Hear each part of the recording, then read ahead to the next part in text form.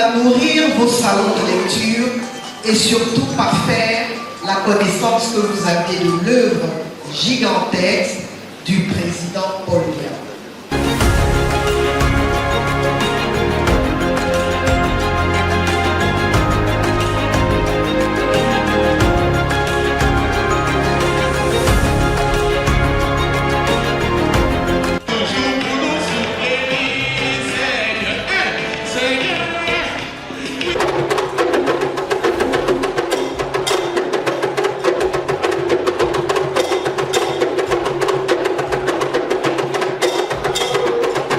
D'abord, que ce livre est un livre témoin. Un livre témoin des réalisations que le président Paul Biya a pu faire dans tous les secteurs de la vie économique et sociale du pays. Ce livre est bien à propos pour dissiper les malentendus. Il vient à propos pour fournir une documentation fiable sur le travail qui a été abattu par le président.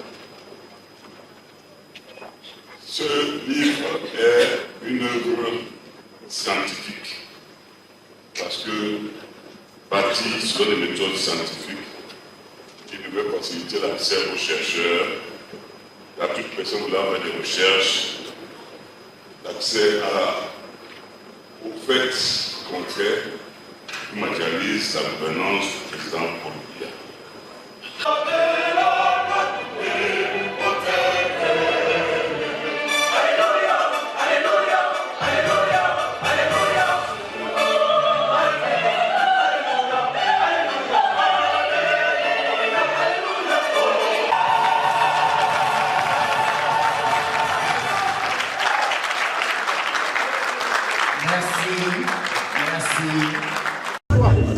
Mais d'abord, je voudrais dire que je suis très heureux de la présentation de cet ouvrage qui vient d'être faite aujourd'hui par un aéropage d'universitaires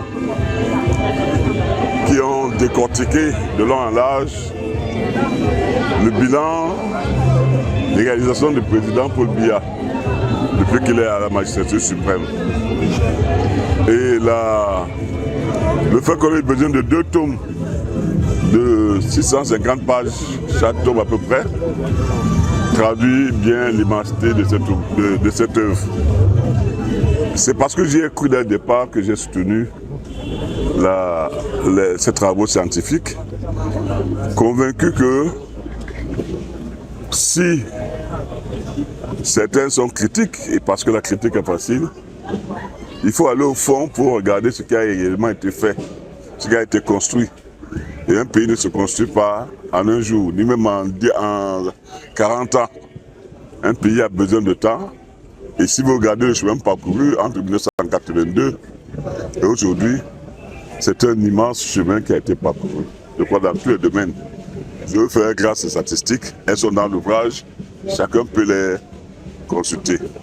Donc, c'est notre conviction qu'il y a un héritage, il y a un bilan à présenter et que nous pouvons être fiers de ce bilan.